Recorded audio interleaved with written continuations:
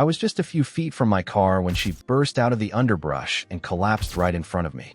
Just collapsed, like her legs had given out completely. For a second, I froze. I didn't know if she was aggressive or sick or injured. But what caught me off guard wasn't any of that. It was her eyes. Desperate. Pleading. Wet from either rain or tears. I couldn't tell which. I took a slow step back, instinctively, but she didn't move. She just lay there, chest heaving, looking up at me, whining softly. I lowered myself to a knee, heart racing. Her ribs were showing. Her fur was matted, and one of her ears had a deep tear through it. She let out a faint yelp and tried to stand, but stumbled. Then, trembling, she took a step back toward the woods. She looked over her shoulder, right at me, and barked once. Weak, hoarse, but urgent. I've never been great with dogs. I like them, sure, but I never had one growing up. Yet something about her, something raw, made my legs move. I followed. The forest swallowed us fast. The trail vanished within seconds, and branches slapped against my jacket as I ducked through thick brush. She kept looking back to make sure I was still behind her. And then, after what felt like forever, she stopped. That's when I saw it. A crude hole in the earth, maybe 3 feet deep. Dug out, not natural. Someone had tried to cover it with sticks and a tarp, but it had mostly collapsed. Inside, 3 puppies. One was whimpering. One was moving weakly. The third was still. I dropped to my knees. Jesus, I whispered. Who would do this? The mother whimpered beside me, licking the smallest pup. It didn't respond. My hands were shaking. I reached in and gently lifted each of the 2 that were still breathing. They were light, bones and skin, fleas crawling through their fur. The air stank of damp rot and something worse. I didn't want to admit what it was. I reached for the last pup. It was cold. I sat back, trying not to cry. The shepherd nuzzled my arm and then laid down beside the hole, eyes fixed on her dead puppy. I don't know how long I sat there. I couldn't make sense of it. Who would bury puppies alive? Who would abandon a mother like this? I stood up, cradling the 2 live ones in my jacket. Come on, I said quietly. We have to go. She didn't move. Hey, I said louder. You wanted help. I'm here. Let's go. She looked at me, then back at the hole. No, I muttered. Don't do this. I squatted, set the puppies down gently, and reached out to her. She flinched. But then, slowly, she stood. Her whole body was shaking. I carried the pups. She walked behind me, stopping every few steps to glance back at the hole. Once, she let out a sound that broke me. A howl so soft and wounded it barely registered. We made it to the car. I spread a blanket on the passenger seat and tucked the puppies in. I opened the back door. She hesitated. Then she jumped in. The silence in the car was thick. The engine started, and for a few moments, I just sat there, gripping the wheel, staring through the windshield. I had no plan. I didn't know where the nearest vet was. I didn't even know this area, but I couldn't leave them. I started driving. That night, I didn't sleep. The road back to the village was rough. Potholes, mud, and fogged-up windows didn't help my nerves. I kept glancing over at the blanket on the seat. The 2 puppies barely moved, curled against each other.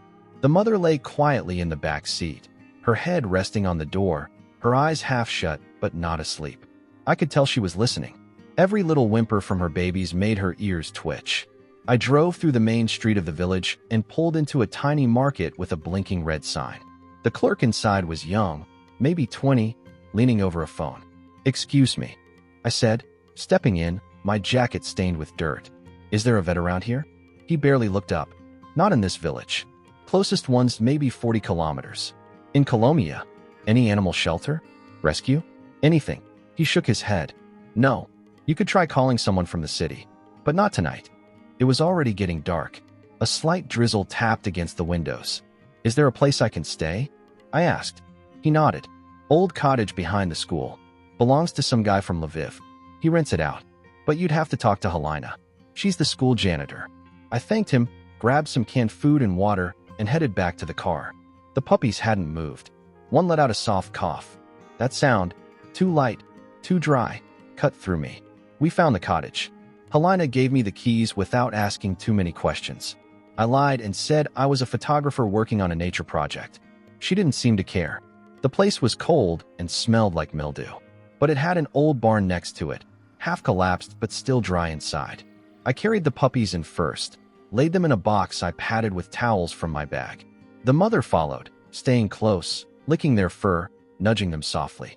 I sat down on a bale of hay, staring at the box. I had no idea what to do. I Googled things like puppy first aid and how to help starving dogs. The connection was spotty, but I got enough to learn that I needed to keep them warm, hydrated, and still. I soaked a cloth in warm water and tried giving it to one of the pups. He licked at it weakly. The other just trembled. The mother kept watching. She didn't trust me, not fully, but she didn't stop me, either. Later that night, I lay on a camp mat next to the box, wrapped in a sleeping bag. The barn creaked in the wind. I could hear a fox crying far off. One of the puppies started coughing again, sharper this time. The mother stood up immediately, tense. I reached out, rested a hand on the puppy's tiny chest. I could feel every breath. Too fast. Too shallow. What do I do? I whispered. What am I supposed to do? No answer. I stayed awake most of the night, checking on them every few minutes. Around 4 in the morning, the puppy with the cough started making a rattling noise in his throat. I panicked, grabbed my phone. No service. I held him in my hands, trying to keep him warm.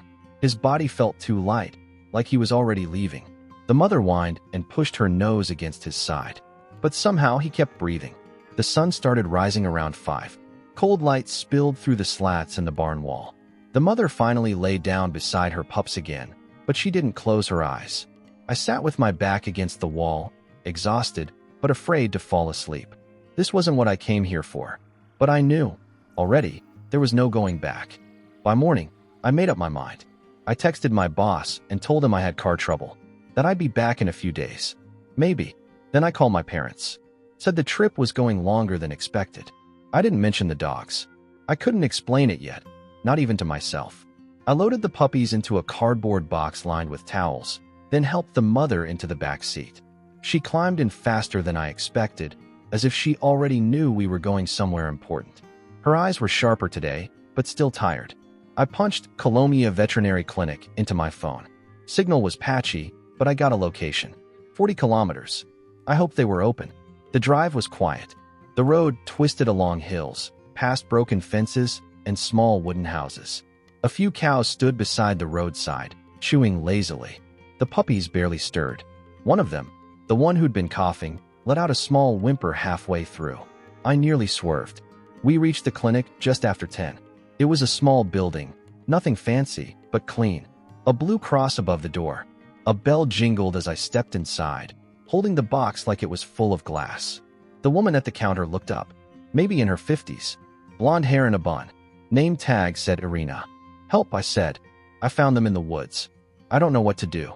She didn't ask many questions. Just waved for me to follow. We moved into a back room where a younger vet was already prepping a table. They examined the puppies first, took their temperatures, checked for worms, hydration, breathing. One of them, the smallest, got their attention fast.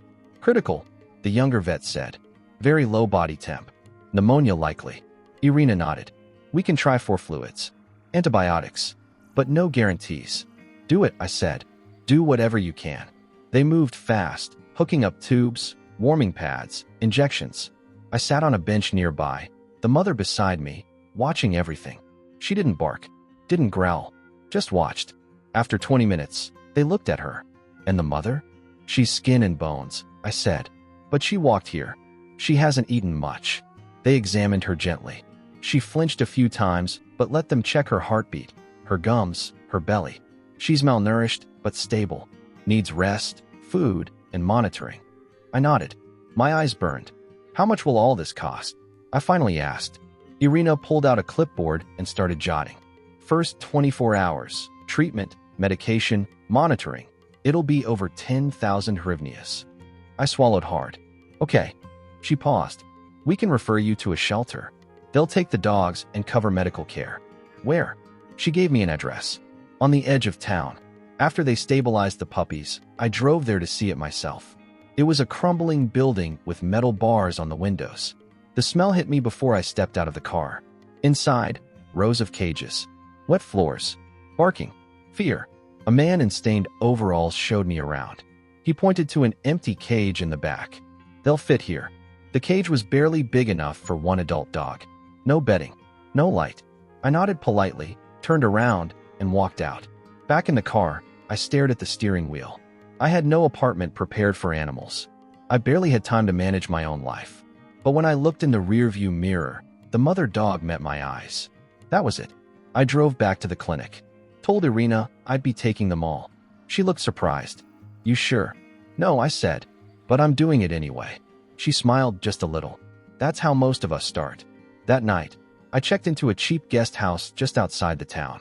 The mother slept curled on the floor next to my bed. The two puppies were still at the clinic under supervision. The weakest one was still breathing. Barely. I lay on my back staring at the ceiling. My phone buzzed with emails, missed calls, deadlines, life. But none of it mattered. Not compared to this. I picked them up the next morning. The vet said the smallest pup had made it through the night, but just barely. He was still on fluids, and they warned me his lungs were weak. Every hour mattered. I paid the bill with trembling fingers. It wiped out most of my savings. The mother dog sat patiently beside the reception desk. She looked better than before, more alert. When I brought out her pups, she stood up and wagged her tail once, gently, as if even that was a risk she didn't want to overdo. I carried them in a crate lined with fresh blankets. I'd stopped by a store and picked up puppy food, cleaning supplies, even some basic meds the vet recommended. My little car was packed tight. I'd never driven this far with something so fragile in the back seat. The plan was simple. Get home to Kiev. Rest. Think. The reality was different. The road twisted endlessly. Around noon, the sun came out, and the temperature climbed fast. My old car didn't handle it well. The AC sputtered, then died completely. I rolled down the windows, hoping for breeze. The pups were too quiet. I kept glancing in the mirror, watching the crate, watching her. We were halfway through some nameless rural stretch when it happened. One of the pups, him, let out a short gasp, then slumped. I swerved, heart jumping, and pulled over into the gravel. I climbed into the back seat, yanked open the crate, and scooped him up. He wasn't breathing. No, no, no. I muttered, checking his chest. No movement. His mouth hung open. I placed him on my lap, hands shaking, and did the only thing I could think of. I started pressing gently on his tiny ribs, one finger at a time, trying to mimic CPR. I cupped his muzzle and breathed a puff of air into his nose. Again and again, the mother barked, a sharp, panicked sound. Come on, buddy, I whispered. Don't do this to me. A long 10 seconds passed. Then he shuddered. A weak, rattling breath. I nearly cried right there. He was alive. Barely, but alive. I wrapped him in my hoodie and cradled him as I restarted the car. This time, I drove slower. I stopped twice more along the way just to check if he was still breathing. We reached Kiev after dark. The city lights hit me like a wall. Noise, traffic, life. I hadn't seen people in days. My phone had over 100 missed notifications. My apartment was on the 4th floor. No elevator. I carried the crate first, then the mother, then the bags. She climbed the stairs without complaint. She was exhausted, but she trusted me. Inside, I turned my living room into a makeshift nursery. Pillows, towels, a heat lamp I borrowed from a neighbor. Bowls of water, food, medicine chart on the fridge. They slept. I didn't. The next morning, I took the mother to a private vet near my place for a full checkup. She lay on the exam table quietly while they did blood work and scans. When the doctor came back, his face was tight. She has a serious heart condition, he said. An arrhythmia, possibly from trauma or malnutrition. It's advanced. I felt it like a punch. Can it be treated? He hesitated. We can manage the symptoms. Medication might help, but she needs monitoring. Long term. She was lying at my feet now, looking up at me like nothing had happened. And in that moment, I knew something had changed. Permanently. This wasn't temporary anymore. This was family. The next 2 days blurred into each other. Between medicine schedules, puppy feedings, and vet checkups, I barely had time to breathe. The mother, who I'd started calling Maya, moved slower each day. Her breath sometimes caught mid-inhale. Her heartbeat thumped unevenly when I lay next to her at night.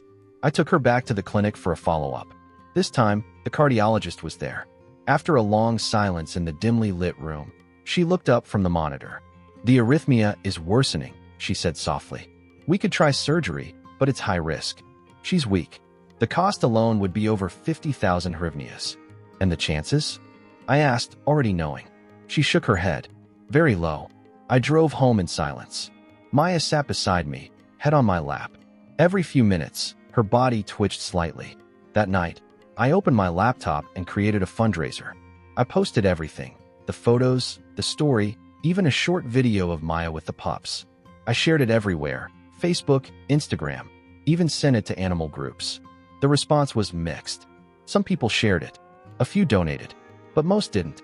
After 24 hours, I had just under 9,000. I tried calling other clinics, emailing rescue groups, messaging strangers with animal pages. I offered to drive anywhere in the country. Some replied, but none could help fast enough. Some didn't reply at all. On the third night, Maya collapsed in the hallway. She got back up, slowly, but I knew. I stayed up all night watching her chest rise and fall. I counted the seconds between each beat. The puppies slept in their nest, unaware. On the morning of the fourth day, she didn't get up. She was still breathing, but her eyes stayed fixed on mine. Her tail moved once. I lay on the floor beside her, head resting next to hers, my hand on her ribs. "I'm here," I whispered. "I'm right here." She didn't blink, but I knew she heard me. A few minutes later, she let out one long, slow breath. Then nothing. I didn't cry at first. I just sat there, hands frozen, breath held. The apartment was too quiet. The puppies stirred, one of them whining softly. I picked him up. He nestled into my chest. That's when I broke. Tears came hard, unexpected. I pressed my face into the blanket, trying not to wake the others. I buried her that evening in a quiet field just outside the city. A friend helped me dig. We wrapped her in a sheet, and I placed one of her puppy's toys beside her. I said nothing. There were no words. That night, I couldn't sleep. I sat on the floor in the living room, pups crawling around me, climbing into my lap. One of them, a chubby male with a dark muzzle, placed his paw on my chest, right over my heart. And he stayed like that. I looked down at him, then around the room. The bowls, the blankets, the quiet hum of life returning. "I don't know why me," I whispered. He looked up at me with wide, unblinking eyes. "But she chose me." I pulled him close. "And that's forever."